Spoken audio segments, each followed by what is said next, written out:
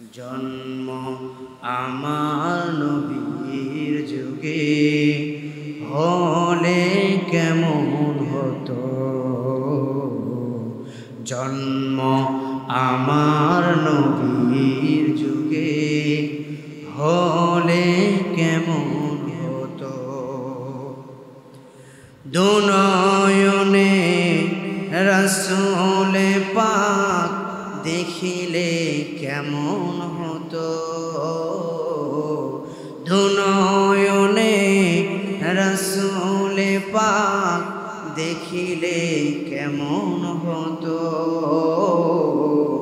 জন্ম আমার নবীর যুগে হলে কেমন হতো, জন্ম আমার নবীর যুগে হলে কেমন হতো। আসিত ভেসে হযরতে বেলালের মধুর আযান, আসিত ভেসে হযরতে বেলালের মধুর আযান। যে আজানে ছিল এমন প্রেম মুগ্ধ রহমান, জন্ম আমার নবীর যুগে হলে কেমন হতো, জন্ম আমার নবীর যুগে হলে কেমন হতো। আলহামদুলিল্লাহ, আল্লাহ পাক রব্বুল আলামিনের শেষ মেহেরবানিতে যে মহান আল্লাহ পাক রব্বুল আলামিন মিলাদুন নবী সিরাতুন নবী সাল্লাল্লাহু আলাইহি ওয়াসাল্লামের মাসে রবিউল আউয়াল মাসে আরও একটি জুমায় উপস্থিত হওয়ার তৌফিক দিয়েছেন, শুকরিয়া আদায় করি, বলি আলহামদুলিল্লাহ। লক্ষ করে দরুদ ও সালাম বিশ্বনবী, বিশ্বনেতা, সর্বকালের সর্বযুগের প্রেসিডেন্ট জনাবে মুহাম্মদুর রাসূলুল্লাহ সাল্লাল্লাহু আলাইহি ওয়াসাল্লাম। আল্লাহ পাক রব্বুল আলামিন এই মাসে আমার নবীজিকে দুনিয়াতে পাঠিয়ে দিয়েছে। বিশ্বনবী যেই শিশু জীবনী অর্থাৎ জন্ম থেকে নিয়ে বালক হওয়ার আগ পর্যন্ত এই জীবনীকে মিলাদুন নবী সাল্লাল্লাহু আলাইহি ওয়াসাল্লাম বলা হয়। আর রাসূলের বাকি যে জীবন আছে, বিশেষ করে নবুয়তের পরে যে জীবনী আছে, জীবনটাকে সিরাতুন নবীর ভিতরে ভাগ করে দেওয়া হয়েছে। বর্তমান দেখবেন এমন একটা সময় এসে গিয়েছে যেই সময়টা মিলাদুন নবীকে লক্ষ্য করিয়া কেউ কেউ ঈদে মিলাদুন নবী পালন করতেছে। কি করতেছে ভাই? কথা কয় না ভাই। কেউ কেউ ঈদে মিলাদুন নবী পালন করতেছে। বিশেষ করে বগুড়াতে দেখবেন আমাদের আশরাফ সিদ্দিকী ভাই সারা বছর নবীর প্রেমের কোনো খবর নাই। এই যে যেই দেখবেন রবিউল আউয়াল মাস আসে, জশ্নে জুলুসের একটা পতাকা বের করে নিয়ে মাথায় বেঁধে নবীর আশেক বলে দাবি করে রাস্তায় নামে। নাউজুবিল্লাহ কইবেন না? আচ্ছা, নবীর ভালোবাসা শুধু এই রবিউল আউয়াল মাসে না সারা মাস? কথা বলেন। নবীর ভালোবাসা সারা মাস, অর্থাৎ নবীর ভালোবাসা যদি প্রকাশ করতেই হয় শুধু রবিউল আউয়াল মাসে প্রকাশ করা যাবে না, সারা মাসে সারা বছর যত দিন পর্যন্ত হায়াত রেখেছে নবীর ভালোবাসা প্রকাশ করতে। শুধু তুমি মোল্লা সাহেব এই রবিউল আউয়াল মাস আসবে আর ঈদে মিলাদুন নবী এমনও বলে এই ঈদে মিলাদুন নবী নাকি সবে কদর সবে বরাতের চাইতেও বেশি উত্তম, বলেন না সুবহানাল্লাহ? এ সুবহানাল্লাহ কয়বারে? নাউজুবিল্লাহ কোন? এই ঈদে মিলাদুন নবী কি সবে কদরের চাইতেও বড় হতে পারে? এই রাত্রিতে জন্মদিন, আমরা নবীর জন্মদিন তারা ঈদ হিসেবে পালন করে। আচ্ছা বলেন তো, নবীর পরে কোনো নবী আছে ভাই? কথা কয় না আছে?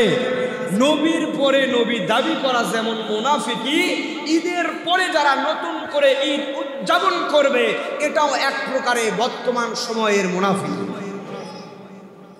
সম্মানিত ভাইরা আমার, আমরা হাদিস থেকে পেয়েছি আমার নবীজি জন্মের দিন সোমবার ছিল, নবীজি রোজা রাখতেন না? শুধু কি যে জন্মের দিন প্রত্যেক বছরে সোমবারে রোজা রাখতেন না, আমরা তার জীবনী থেকে পেয়েছি যে নবীজি সারা বছর অর্থাৎ প্রত্যেক সপ্তাহ যেই দিনই সোমবার আসতো আমার নবীজি যদি কোনো বিভিন্ন কারণবশত ছাড়া, অসুস্থ ছাড়া কোথাও সফরে তো বেশি আমার নবীজি রোজা রাখছেন, অর্থাৎ আমার নবীজি সোমবারের দিন আসলে রোজা রাখতেন। আর হাদিস দ্বারা এটাই প্রমাণিত জন্মদিনে ইবাদত পালন করতে পারে, রোজা রাখতে পারে, এর থেকে আর অন্য কিছু করতে পারে না। আজকে নবীর জন্মদিনে দেখেন ওই আশরাফ সিদ্দিকী বানপুরে দেখবেন একটা খানকা করছে সারা রাত, ভাই শুধু কি চলে, সারা রাত ওয়াজ চলে। ওয়াজটাও কি নবী নূরের তৈরি, আর কিছুই নেই। কে রে ভাই, আর কি ওয়াজ নেই? কথা কয় না বারে, আর কি ওয়াজ নাই? সম্মানিত ভাইরা আমার, বিশ্ব নবী জনাবে মুহাম্মদুর রাসূলুল্লাহ সাল্লাল্লাহু আলাইহি ওয়াসাল্লামের আগমন এই পৃথিবী ধন্য হয়েছিল। যার আগমনে পৃথিবী খুশি হয়েছিলেন, যার আগমনে তৎকালীন সময় ইহুদি খ্রিস্টান বৌদ্ধদের হাদিসের ভেতরে পাওয়া যায় খ্রিস্টানদের সবচাইতে বড় একটি গির্জা ছিল, যেই গির্জার 14টি পিলিয়ার ধ্বংস হয়ে গিয়েছে।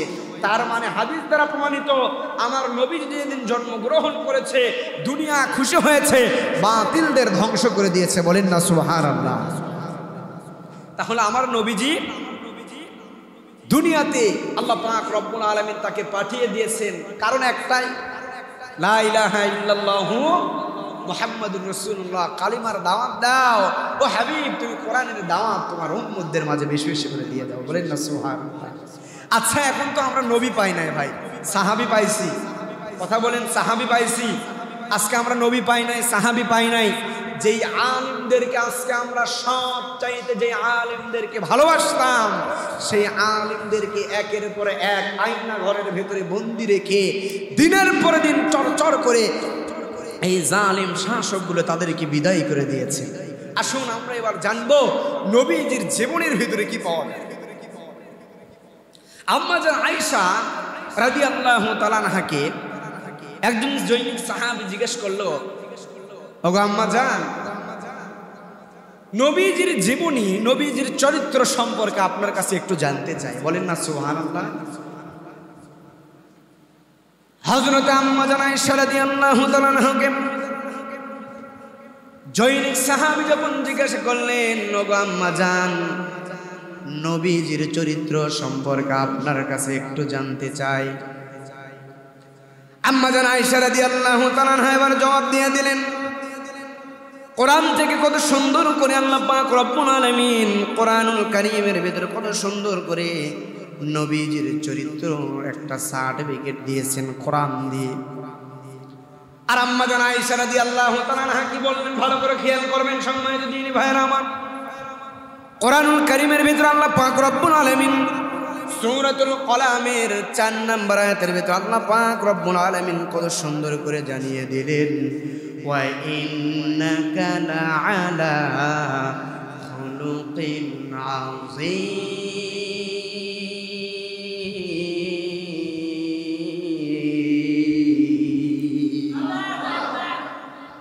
আল্লাহ পাক রব্বুল আলামিন কত সুন্দর করে কোরআনুল কারীমের ভিতরে জানিয়ে দিয়েছেন, ও নবী, নিশ্চয়ই তুমি, অবশ্যই তুমি মহান, অবশ্যই তুমি মহান চরিত্রের অধিকারী। তোমার মতো চরিত্র পৃথিবীর আর কোনো মানুষের মতো হয় না রে। তোমার চরিত্রের সঙ্গে পৃথিবীর কোনো নবীর তুলনা আমরা করব না। আমার আপনার রাসূল জনাবে মুহাম্মদ রাসূলুল্লাহ সাল্লাল্লাহু আলাইহি ওয়াসাল্লামকে আল্লাহ পাক রব্বুল আলামিন দুনিয়াতে পাঠিয়ে দিয়েছেন, যার জন্য পয়গম্বর আদম আলাইহিস সালাতু ওয়াস সালাম বারবার কান্না করেছেন, ও আল্লাহ, আমি এই দুনিয়ার এই জামানার প্রথম নবী, প্রথম মানুষ না হই, যদি আমি শেষ নবী জনাব মুহাম্মদুর রাসূলুল্লাহ সাল্লাল্লাহু আলাইহি ওয়াসাল্লামের উম্মত হয়ে শেষ জামানায় আগমন করতাম, আমি নবীর চাইতে বড় সৌভাগ্যবান হয়ে যেতাম। সেই নবীর উম্মত আমরা, খুশি না বেজার? বলেন খুশি না বেজার? একবার আলহামদুলিল্লাহ বলা যাবে না বাবজান? একবার বলেন না আলহামদুলিল্লাহ। সম্মানিত দিনী ভাইরা আমার, এবার আম্মা জান আয়েশা রাদিয়াল্লাহু তাআলা আনহাকে ডেকে ডেকে বলতেছে, জৈনিক সাহাবী, ওগো আম্মা জান, নবীজির চরিত্র সম্পর্কে আপনার কাছে একটু জানতে চাই। এবার আম্মা জান আয়েশা রাদিয়াল্লাহু তাআলা আনহা জৈনিক সাহাবীকে ডেকে ডেকে বলতেছেন, কানা খুলুকুহুল কুরআন।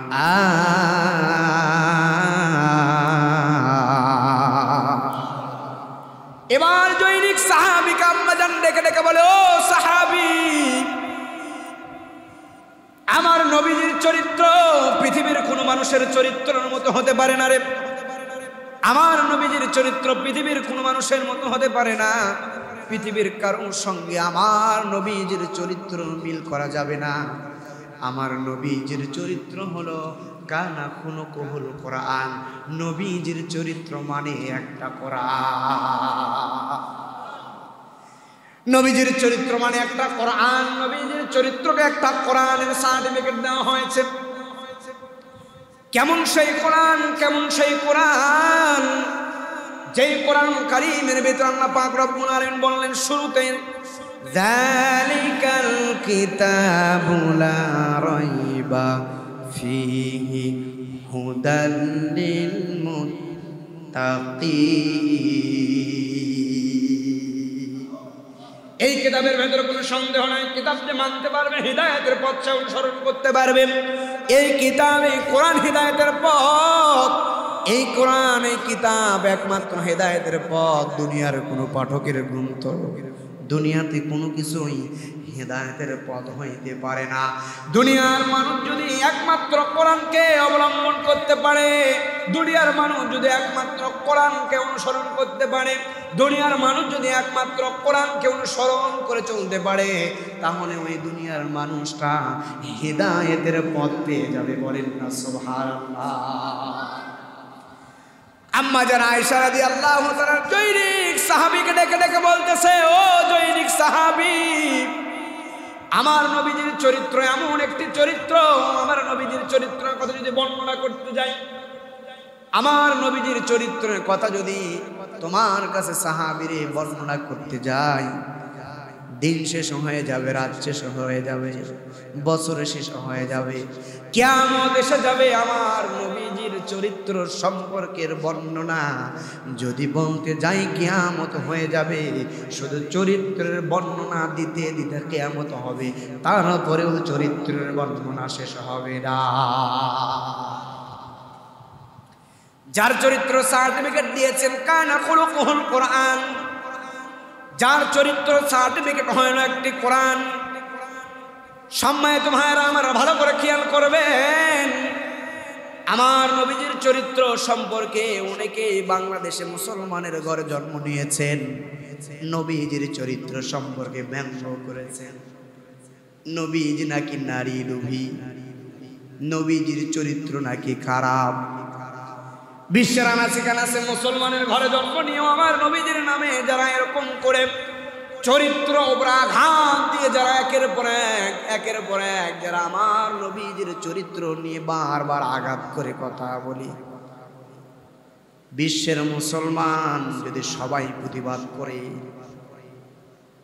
পৃথিবীতে যে জায়গায় ইসলামের শাসন আছে, এক জায়গায় যদি একটা বেঈমানকে যদি ধরে ফাঁসি দেওয়া হয়, বিশ্বের এমন কোনো মুসলমান নাই, বিশ্বের সেখানে এমন কোনো হিন্দু বৌদ্ধ খ্রিস্টান নাই, কেউ আমার নবীজির নাম নিয়ে, কেউ আমার নবীজির নাম নিয়ে আর একবার সাহস পাবে ব্যঙ্গ করা।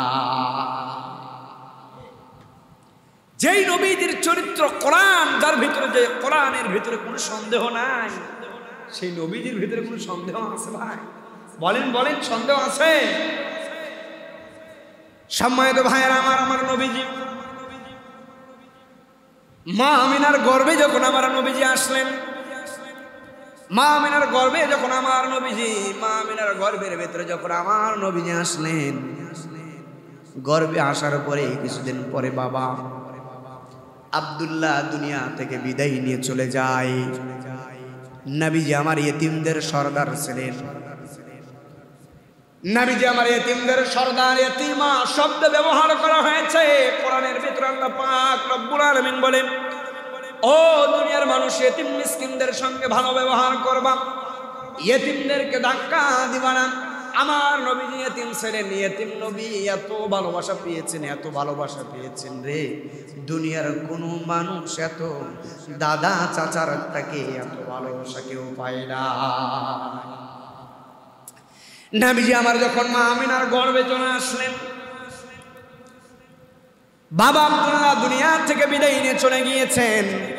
বাবা আব্দুল্লাহ দুনিয়া থেকে বিদায় নিয়ে যাওয়ার পরে তৎকালীন সময় আরবের প্রথা অনুযায়ী কোনো স্ত্রীর স্বামী যদি বিদায় নিয়ে চলে যায়, ওই স্ত্রী পারফিউম বা আতর এই জাতীয় সুগন্ধি ব্যবহার করতে পারবে না।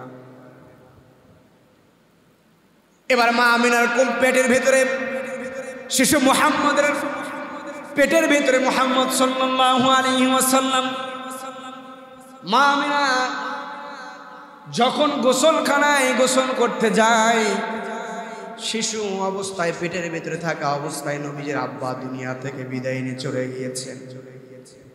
এবার গোসলখানায় যখন গোসল করার জন্য যায়, তারপরে বাড়ির লোক যে যায় দেখে গোসলখানার ভেতরে একটা সুঘ্রাণ সুগন্ধি পাওয়া যায়। এমনকি যেই পট দিয়ে গোসল করেছেন, এই পটেও এমন সুগন্ধি, এমন ঘ্রাণ, এত মিষ্কাম্বরের চাইতে এত সুঘ্রাণ, এত সুন্দর সুঘ্রাণ পাওয়া যায়। এবার বাড়িতে অন্য যারা আছে, অন্য মহিলাগুলো তার বাবা আব্দুল মুত্তালিবের কাছে নালিশ করে, ওগো বাবা মক্কারা, এই সময়কার প্রথা অনুযায়ী কোনো বিবির যদি কোনো স্বামী মারা যায়, সে সুঘ্রাণ ব্যবহার করতে পারবে না, কিন্তু আমি তো দেখি মা আমিনা এখনো সুঘ্রাণ ব্যবহার করে। গোসলখানায় যাই, তার রুমে যাই, দেখি এত সুঘ্রাণ, এত সুঘ্রাণ, এত সুঘ্রাণ কেন? আমি জানতে চাই, আপনি বাবা একটু মা আমিনাকে আপনি নিষেধ করে দিবেন, সে যেন আর কোনো সুঘ্রাণ সুগন্ধি ব্যবহার না করে। এবার আমার দাদা আব্দুল মুত্তালিব, নবীজির দাদা, মা আমিনার আব্বাজান, শ্বশুর ডেকে ডেকে বলে, ও মা আমিনা, তুমি তো জানো এই সময় মক্কার আইন অনুযায়ী, প্রথা অনুযায়ী কোনো স্ত্রীর বা কোনো স্ত্রীর স্বামী যদি মারা যায়, ওই স্ত্রী আর সুগন্ধি ব্যবহার করতে পারবা না। ও আমিনা, তুমি মনে হয় এখনো সুগন্ধি ব্যবহার করো রে আমিনা। এবার আমিনা দাদা আব্দুল মুত্তালিবকে ডেকে ডেকে বলতেছে, ওগো বাবা, সংক্ষিপ্ত করে বলতেছে, ভালো করে খেয়াল করবেন, ওগো বাবা, আমি তো সুগন্ধি ব্যবহার করি না। আমার গর্ভে যে সন্তান আছে, আমার গর্ভে যে সন্তান আছে, এই সন্তানের এই রকম সুগন্ধি আমার গর্ভ থেকে ঘ্রাণ বের হয়। এমনকি হাদিসের ভেতরে, বর্ণনার ভেতরে পাওয়া যায়, মা আমিনা যেই পানি দিয়ে গোসল করতেন, ওই পানি যখন শরীর থেকে বের হয়ে যেত, এই পানিরও এত সুগন্ধি, এত সুঘ্রাণ, এত চমৎকার ঘ্রাণ ছিল, সবাই আশেপাশের লোকজন জেনে যেত মা আমিনা এখনো গোসল করে বের হইতেছে। এবার দাদা আব্দুল মুত্তালিব, নবীজির দাদা, মা আমিনার আব্বাজানকে ডেকে ডেকে বলতেছে, ওগো আব্বাজান, আমার গর্ভে যে সন্তান আছে, সন্তানের ঘ্রাণ এরকম করে পাইতেছি, আমার পেট থেকে যখনই গোসল করি, আমি বিছানায় ঘুমাইতে যাই, পেট থেকে এমন সুঘ্রাণ পাওয়া যায়। সুবহানাল্লাহ। আমার নবী যখন গর্ভে আসলেন, এত সুঘ্রাণ, এত সুন্দর ঘ্রাণ। এবার আমার নবীজি দুনিয়াতে যখন জন্মগ্রহণ করলেন, আমার নবীজি দুনিয়ার এই জন্মগ্রহণ করে দুনিয়াতে সর্বপ্রথম যখন আসলেন, এত সুন্দর চেহারা। মা আমিনা বলতেছে, জ্যোৎস্নার রাত ছিল, মুহাম্মদ সাল্লাল্লাহু আলাইহি সাল্লামের যখন জন্ম হয়, আমি একবার চাঁদের দিকে খেয়াল করে দেখেছি। আমি একবার যখন ওই চাঁদের দিকে, আসমানের দিকে, চাঁদের দিকে যখন তাকাই, আর একবার মুহাম্মদের দিকে আমি বারবার তাকাই, আমি বারবার খেয়াল করে দেখেছি চাঁদের চাইতেও সুন্দর আমার ছেলে মুহাম্মদ। এত সুন্দর চেহারার অধিকারী আমার নবীজি, এত সুন্দর চেহারার অধিকারী ছিলেন। এমন চেহারা, এমন নূর পৃথিবীর আর অন্য কারো চেহারার ভেতরে দেওয়া হয় নাই, আর কোন দুনিয়ার অন্য মানুষের ভেতরে এমন চেহারা দেওয়া হয় নাই। এবার নবীজির আম্মা দুর্বল হয়ে গেল। শিশু মুহাম্মদ সাল্লাল্লাহু আলাইহি ওয়াসাল্লামের জন্মগ্রহণ করার পরে দুর্বল হয়ে গেল। তৎকালীন সময় আরবের আরো একটি প্রথা ছিল, কোন সন্তান যখন জন্মগ্রহণ করবে, সন্তান জন্মগ্রহণ করার পরে যারা গরিব ঘরের সন্তান যেগুলো জন্মগ্রহণ করে, তৎকালীন সময়ে মক্কার যারা ভালো ভালো ধনী মানুষ ছিল তাদেরকে পালিত করার জন্য নিয়ে যেত। এবার শিশু মুহাম্মদ সাল্লাল্লাহু আলাইহি ওয়াসাল্লামকে গরিব নবী, ইতিম নবীকে যখন হালিমাতুস সাদিয়া যখন নেওয়ার জন্য আসলেন, হালিমাতুস সাদিয়া যখন নেওয়ার জন্য আসলেন, শুধু আমার নবীজির চেহারার দিকে একবার তাকাইয়া আমার নবীজিকে লালন পালন করার জন্য নিয়েছে। সব সন্তান লালন পালন করার জন্য নিয়ে চলে যাওয়া হলো। একজন মা, বর্তমান একজন মাই ছিল যিনি কোনো সন্তান পায় না। এবার দাদা আব্দুল মুত্তালিব ডেকে ডেকে বলতেছে, গো মা জননী, আমার একজন নাতি আছে, দেখতে খুবই সুন্দর, এত সুন্দর চেহারা মনে হয় না কোনো সন্তানের আছে। ওগো মা, তোমার যদি আমার নাতি মুহাম্মদ সাল্লাল্লাহু আলাইহি ওয়াসাল্লামকে যদি পছন্দ হয়ে থাকে, একটিবার দেখতে পারো রে মা। আমার নাতি মুহাম্মদকে যদি তোমার পছন্দ হয়, তাহলে আমার নাতিকে তুমি পালিত করার জন্য নিয়ে যেতে পারো। এবার মা হালিমাতুস সাদিয়া কোনো সন্তান না পেয়ে সর্বশেষ নবীজির দাদা আব্দুল মুত্তালিবের কথা শোনার পরে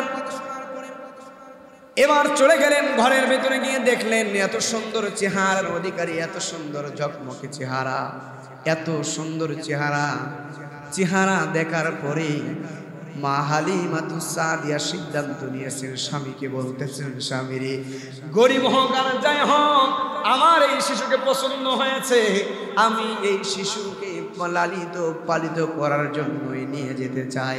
এবার স্বামী আর কথা বললেন না, বিবিকে ডেকে ডেকে বলতেছে, প্রাণের বিবি, তোমার যদি পছন্দ হয়ে থাকে আমার কোনো আপত্তি নাই, তাহলে ওই সন্তানকে তুমি পালিত নেওয়ার জন্য রাজি হয়ে যেতে পারো। এবার শিশু মুহাম্মদ সাল্লাল্লাহু আলাইহি ওয়াসাল্লামকে হালিমাতুস সাদিয়া নিয়ে চলে গেলেন। যে হালিমাতুস সাদিয়া, ঘটনাটি অনেকবার শুনেছি, বারবার শুনেছি, যে হালিমাতুস সাদিয়া দুর্বল একটি ঘোড়া নিয়ে এসেছিলেন। যেই ঘোড়াটা ছিল দুর্বল, যাওয়ার পথে সেই ঘোড়াটাকে যিনি সবল বানিয়ে দিয়েছেন ওই আল্লাহ এখনো আছে দাদা। সম্মানিত দিনী ভাইরা আমার, ভালো করে খেয়াল করবেন।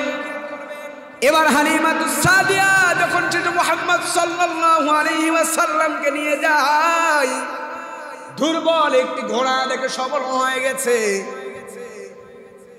ঘরের ভেতরে যখন নিয়ে যায়, দেখে ঘরটা আলোকিত, ভরে গেছে আলোয় আলোকিত।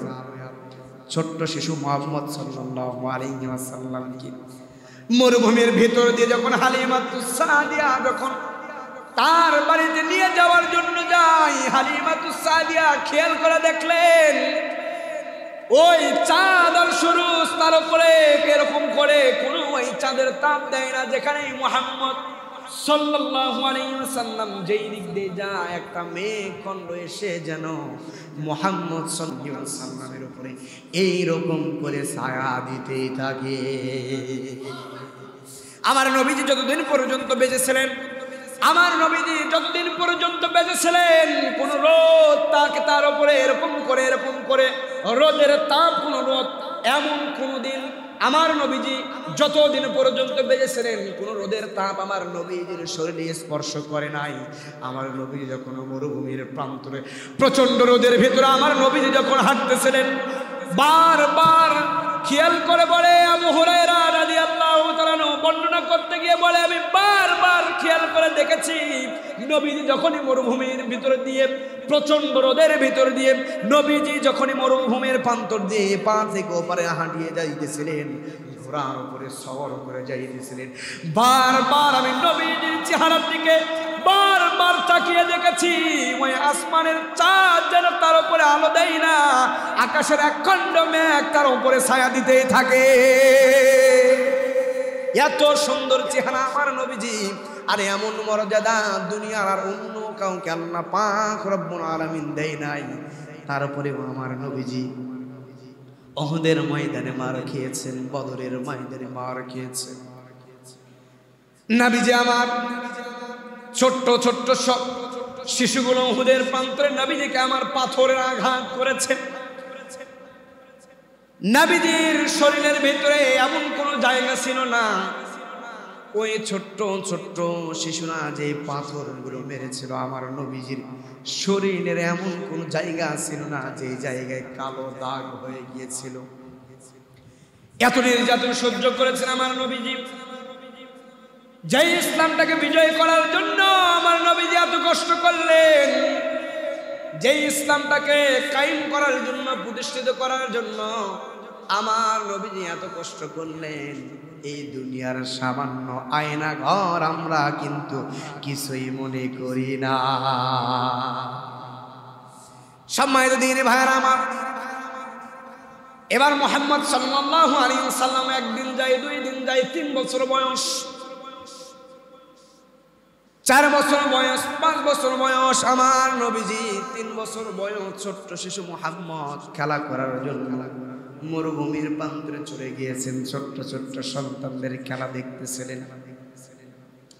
নবীজি আমার যখন এরকম করে খেলা দেখে, হঠাৎ করে সমস্ত মক্কার শিশুরা দেখতেছেন মুহাম্মদ সাল্লাল্লাহু আলাইহি ওয়াসাল্লাম জমিনে এরকম করে দাঁড়ায় থাকতে থাকতে হঠাৎ জমিনের ভিতরে লুটায় পড়ছেন। সমস্ত ছোট ছোট বাচ্চাগুলো এবার মুহাম্মদকে ডাকে বারবার, ও মুহাম্মদ, ও মুহাম্মদ, ও মুহাম্মদ। বারবার নবীজিকে আমার ডাকে, দেখেন নবীজি কথা বলে না। ছোট্ট ছোট্ট সন্তানরা মনে করেছে মারা গিয়েছে। এবার চলে গেলেন পালিত মা হালিমাতুস সাদিয়ার কাছে। যখন চলে গেলেন, হালিমাতুস সাদিয়ার কাছে যায়, গিয়ে বলে, আপনার পালিত সন্তান শিশু মুহাম্মদ আর হয়তো বেঁচে নাই, দুনিয়া থেকে বিদায় নিয়ে চলে গিয়েছে আমাদের খেলা দেখতে দেখতে, আর হয়তো বা বেঁচে নাই, দুনিয়া থেকে বিদায় নিয়ে গেছে।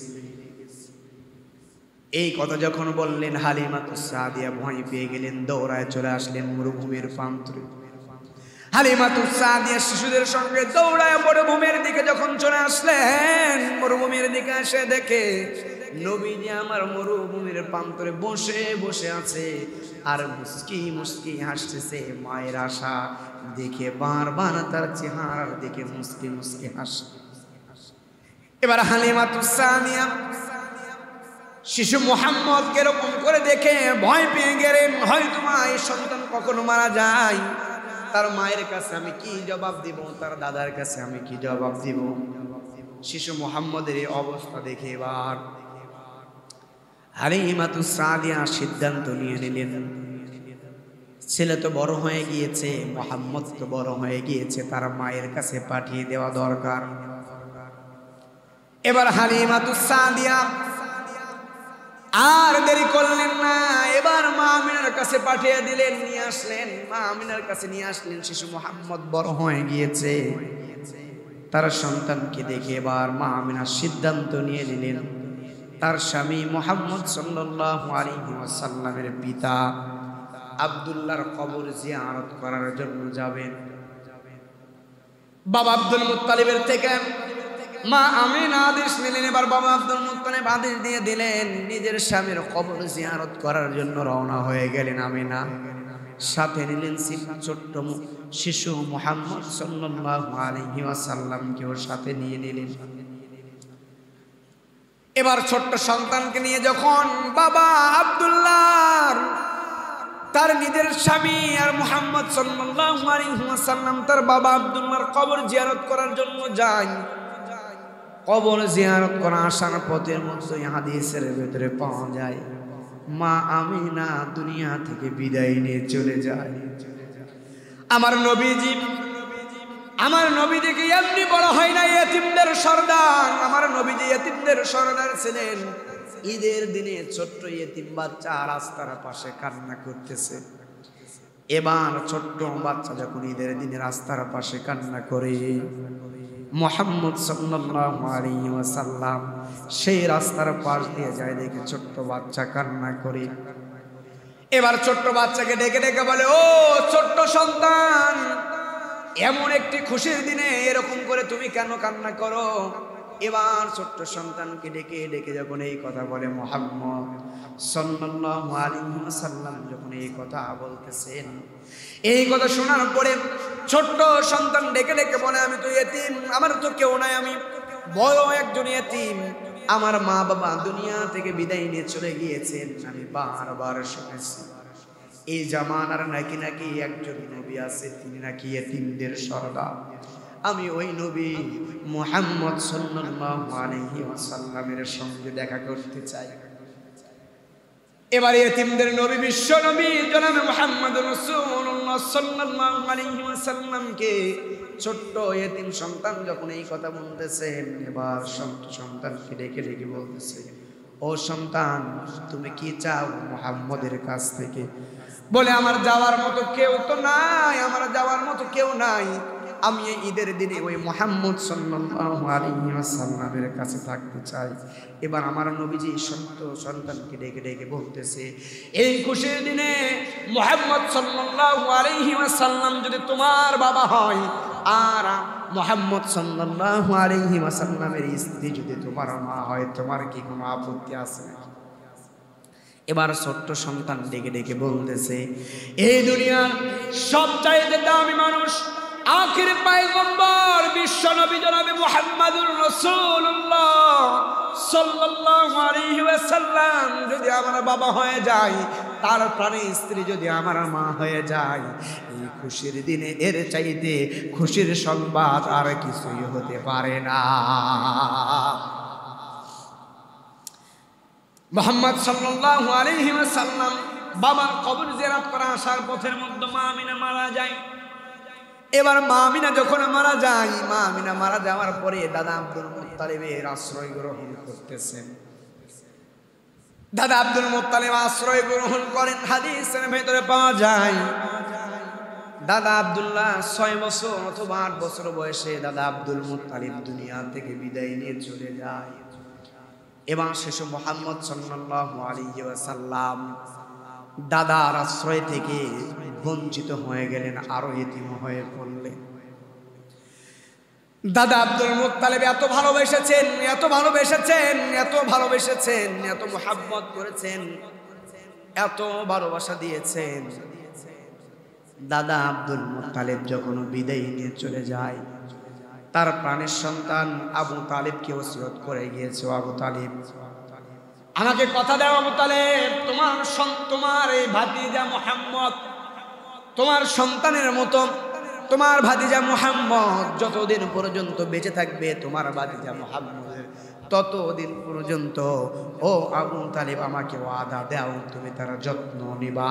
যতদিন পর্যন্ত আবু তালিব, যতদিন পর্যন্ত তুমি বেঁচে থাকবা, আবু তালিব যতদিন পর্যন্ত তুমি বেঁচে থাকবা, আবু তালিব আমাকে ওয়াদা করো, তোমার ভাতিজা মুহাম্মদের গায়ে একটা আঁচড় তুমি লাগতে দিবা না। আমার নবীজিকে তাই করেছেন আবু তালিব। শিবে আবু তালিবের ভিতরে যখন আমার নবীজিকে এরকম করে গ্রেফতার করে আমার নবীজিকে যখন রাখা হলো, শিবে আবু তালিবের ভিতরে রাখা হয়, আবু তালিব থাকতে পারতেছে না। মুহাম্মদ সাল্লাল্লাহু আলাইহি ওয়াসাল্লাম ভাতিজাকে কতদিন পর্যন্ত দেখে নাই। আবু তালিব এবার আবু লাহাবকে ডেকে ডেকে বলতেছে, ও আবু লাহাব, আমার ভাতিজার সঙ্গে ওই শিবে আবু তালিবের ভিতরে আমিও থাকতে চাই। ও আবু লাহাব, তুমি তো জানো রে, আমার ভাতিজাকে ছাড়া আমি এক মুহূর্তের জন্য থাকতে পারি না। মারহাবা বলবেন না? সম্মানিত দিনী ভাইরা আমার, চাচা আবু তালিব সেই ছোট্ট শিশুকে নিয়ে এত ভালোবাসলেন, শিশু মুহাম্মদকে নিয়ে এত ভালোবাসলেন, সিরিয়ায় চলে গেলেন। নবীজির বয়স তখন 12 বছর। সিরিয়ায় ব্যবসা করার জন্য নিয়ে গেলেন। এবার সিরিয়ার যখন ব্যবসা করার জন্য নিয়ে গেলেন, ব্যবসা করার জন্য যেই রাস্তা দিয়ে নিয়ে গিয়েছিলেন, নবীজি সিরিয়ায় পৌঁছানোর পরে তৎকালীন সময় হিন্দুদের যে পাদ্রী আছে, পাদ্রী বলি না, হিন্দুদের যে পাদ্রী আছে, পাদ্রীর নামটা ছিল বুহায়া। এই হিন্দুদের পাদ্রী বুহায়া ঠিক ওই রাস্তা দিয়ে যাইতেছিলেন। রাস্তা দিয়ে হিন্দুদের পাদ্রী যখন যায়, হিন্দুদের পাদ্রী রাস্তার দিকে খেয়াল করে দেখলেন সমস্ত গাছ যেন গাছগাছালি, গাছপালা, সমস্ত পশু পাখি সবগুলো যেন দেখে এরকম করে সিজদায় পড়ে আছে। এবার পাদ্রী বুহায়া যখন সিরিয়ায়, যখন পাদ্রী বুহায়া পৌঁছে গেলেন, সিরিয়ায় পৌঁছে যাওয়ার পরে পাদ্রী বুহায়া লক্ষ্য করে দেখতেছেন ছোট্ট একটা সন্তান, এত সুন্দর চেহারার অধিকারী, যে চেহারার বর্ণনা আল্লাহ পাক রব্বুল আলামিন পৃথিবী সৃষ্টির পরে শুধু কোরআনে নয়, বাইবেলে, তাওরাতে, ইনজিলে যত কিতাব, যত গ্রন্থ আছে, সব গ্রন্থের ভিতরে আমার নবীর বর্ণনা আল্লাহ পাক রব্বুল আলামিন দিয়েছিলেন। আখির নবী, পয়গম্বর, বিশ্ব নবী জনাবে মুহাম্মদুর রাসূলুল্লাহ, যার সে জামানায় আগমন ঘটবে, যার চেহারা এমন সুন্দর হবে, এমন এমন বর্ণনা দিয়েছিলেন। ওই শিশু, ওই যুবকটার দিকে ওই পাদ্রী বুহায়া তাকায়া থেকে লক্ষ্য করে দেখতেছে, যেরকম বর্ণনা আমি আমাদের গ্রন্থের ভেতরে পেয়েছি, ঠিক সেই রকম বর্ণনা ওই যুবকের ভেতরে দেখা যায়। এবার যুবকের কাছে গিয়ে দেখে যুবকটা এরকম করে সিরিয়ায় ব্যবসা করার জন্য গিয়েছেন। যুবক দেখে তাবু ঘরে রাত্রি যাপন করার জন্য তার চাচা আবু তালেব সিরিয়ায় ব্যবসা করার জন্য যেগুলো মালামাল নিয়েছেন, এই মালামালগুলো ক্রয় বিক্রয় করতেছেন, কারো থেকে কিনতেছেন, আবার বিক্রি করতেছেন। এবার আবু তালেবকে ডেকে ডেকে বলতেছে, ও আবু তালেব, এই যে এক যুবককে দেখতেছে এত সুন্দর চেহারার অধিকারী, এই যুবকটা কে? আবু তালেব, তুমি কি জানো নাকি এই যুবক কার সঙ্গে সিরিয়ায় এসেছে? আমি জানতে চাই। এবার আবু তালেব ওই পাদ্রী বুহায়াকে ডেকে ডেকে বলতেছ, পাদ্রী বুহায়া, ওই যে যুবকটাকে দেখতেছ এত সুন্দর চেহারার অধিকারী যেই যুবক, ওই যুবক আর কেউ নয় রে, আর কেউ নয়, আমার ভাতিজা মুহাম্মদ। কি হয়েছে রে পাদ্রী বুহায়া, আমাকে বল। এবার পাদ্রী বুহায়া আবু তালেবকে ডেকে ডেকে বলতেছেন, ও আবু তালেব, এই যে যুবকটা দেখতেছে, এই যুবক কিন্তু আর কেউ নয়, যেমন তেমন কোনো যুবক নয় রে। আমি যে আমাদের গ্রন্থের ভিতরে পেয়েছি, শেষ জামানায় একজন নবী আসবে, শেষ জামানায় একজন রাসূল আসবে, শেষ জামানায় একজন পয়গম্বর আসবে, শেষ জামানায় আল্লাহর পক্ষ থেকে প্রেরিত একজন রাসূল আসবে। আমি লক্ষ্য করে তার চেহারার দিকে, তার জীবনের সঙ্গে মিলায় দেখলাম, ওই যুবক আর কেউ নয় রে, আর কেউ নয়, তোমার ভাতিজা মুহাম্মদ। হিন্দুদের ভালোবাসা এবং পাদ্রী বুহায়া আবু তালেবকে ডেকে ডেকে বলতেছে। এবার পাদ্রী বুহায়াকে আবু তালেব ডেকে ডেকে বলতেছে, ও পাদ্রী বুহায়া, আমার বাবা আব্দুল মুত্তালিব যেই দিন বিদায় নিয়ে চলে যায়, ওই দিন আমি দেখেছি, আমি ওই দিন আমার বাবার কাছ থেকে শুনেছি, আমার বাবাও বলেছেন, ইনি যেমন তেমন কোনো মানুষ নয় রে, যেমন তেমন কোনো কেউ নয় রে, ইনি আখির নবী, বিশ্ব নবী জনাবে মুহাম্মদুর রাসূলুল্লাহ সাল্লাল্লাহু আলাইহি ওয়াসাল্লাম। ও পাদ্রী বুহায়া, তার ভেতরে কি এমন দেখেছো, কি এমন আলামত দেখেছো, আমাকে বলো। এবার পাদ্রী বুহায়া ডেকে ডেকে বলতেছে, ও আবু তালেব, আমি গ্রন্থের ভেতরে দেখেছি, তার চেহারার যেই বর্ণনা দেওয়া হয়েছে, এইরকম চেহারার অধিকারীর মানুষ আর কেউ নয় রে। তার চেহারা দেখে আমি বুঝতে পেরেছি, ইনি হইল আখির নবী, বিশ্ব নবী জনাবে মুহাম্মদুর রাসূলুল্লাহ সাল্লাল্লাহু আলাইহি ওয়াসাল্লাম। এবার পাদ্রী বুহায়া আবু তালেবকে ডেকে ডেকে বলতেছে, ও আবু তালেব, শুধু চেহারা দেখেই নয়, তুমি যে রাস্তা দিয়ে গমন করে সিরিয়া এসেছো, আমি ওই রাস্তা দিয়ে আমিও সিরিয়ায় এসেছি। আমি সিরিয়ায় যখন ওই রাস্তা দিয়ে যখন সিরিয়ার দিকে আমি যখন আসতেছিলাম, আমি লক্ষ্য করে দেখেছি সিরিয়ার দিকে যখন আমি আসতেছিলাম ওই রাস্তা দিয়ে আমি লক্ষ্য করে দেখেছি সমস্ত জীবজন্তু, পশুগুলো, সমস্ত গাছপালা, তরুণলতা সবগুলো আমি দেখেছি, সবগুলো সিজদায় পড়ে আছে। এই মুহাম্মদ সিরিয়া থেকে না ফেরা পর্যন্ত মক্কায় এই গাছগুলো সিজদায় পড়ে থাকবে, তারা একবারও সিজদা থেকে উঠবে না। এবার আবু তালেবকে ডেকে ডেকে বলতেছে, ও আবু তালেব, ইনি হলো শেষ নবী, আখেরি নবী, পয়গম্বর জনাবে মুহাম্মাদুর রাসূলুল্লাহ, তোমার ভাতিজাই হলো আখেরি নবী। ও আবু তালেব, একে যদি কোনো কাফের বেঈমানগুলো দেখে, কোনো ইহুদিরা যদি একে দেখে, সমস্ত ইহুদিরা তোমার ভাতিজা মুহাম্মদ সাল্লাল্লাহু আলাইহি ওয়াসাল্লামের অপেক্ষা আছে, কখন তার জন্মগ্রহণ হবে, কখন সে দুনিয়াতে আসবে, তারা হত্যা করে ফেলবে। ও আবু তালেব, আর তুমি দেরি করো না, আর দেরি করো না, তুমি যদি নাও যাও কয়েকজন সিকিউরিটি দিয়ে তোমার ভাতিজা মুহাম্মদকে মক্কায় পাঠিয়ে দাও। আল্লাহু আকবার। আমার নবী বালক অবস্থায় সিকিউরিটি গার্ড দিয়ে, নবীজি ছোট্ট অবস্থায় 12 বছর বয়স, নবীজিকে পাদ্রী বুহায়া, হিন্দুদের পাদ্রী আবু তালেবকে ডেকে ডেকে বলতেছো, আবু তালেব যাও যাও যাও, তোমার ভাতিজা মুহাম্মদকে তুমি মক্কায় পাঠিয়ে দাও, এখানে রাখা যাবে না, এখানে যদি তোমার ভাতিজা মুহাম্মদকে রাখো ইহুদিরা এর উপরে আক্রমণ করে ফেলতে পারে। চিন্তা করছেন সেই মুহাম্মদ সাল্লাল্লাহু আলাইহি ওয়াসাল্লামের উম্মত, যার সৃষ্টি না হলে, হাদিসের এমনও পরিভাষায় পাওয়া যায়, যিনি সৃষ্টি না হলে পৃথিবীর এই কুল কায়নাতের কোনো কিছুই সৃষ্টি, সেই নবীর উম্মত। আজকে আমরা মুসলমান, যেই নবীর উম্মত হলাম, যেই নবীর জন্য কোরআন পেলাম, যেই নবীর জন্য ইসলাম পেলাম, আজকে বড় আফসোসের বিষয়, সেই নবী, যেই নবীকে আল্লাহ পাক রব্বুল আলামিন কোরআন দিয়েছেন, কিতাব দিয়েছেন, একটা সুন্দর ধর্ম ইসলাম দিয়েছেন, এই কোরআনের যারা তাবিদারি করে, এই কোরআনের যারা গোলামি করে, এই নবীজির যারা অনুসরণ করে, তাদেরকে বারবার ইহুদিদের দালালগুলো, ইন্ডিয়ার দালালগুলো বারবার আমাদের উপরে আঘাত করে। কথা বলেন ঠিক কিনা? এই জন্য প্রিয় ভাইয়েরা আমার, যেই মাসে আমার নবীজি জন্মগ্রহণ করেছেন, যেই মাসে আমার নবীজি দুনিয়া থেকে বিদায় নিয়ে চলে গিয়েছেন, আমাদের মুসলমান হিসেবে এই মাসে সবচাইতে আমাদের কর্তব্য, এই মাসে নবীর জন্মের মাস, এই মাসে নবীর ওফাতের মাস, এই মাসটা আমরা বেশি বেশি করে ইবাদতের ভেতরে এই মাসটা আমরা পার করতে পারবো তো ইনশাআল্লাহ।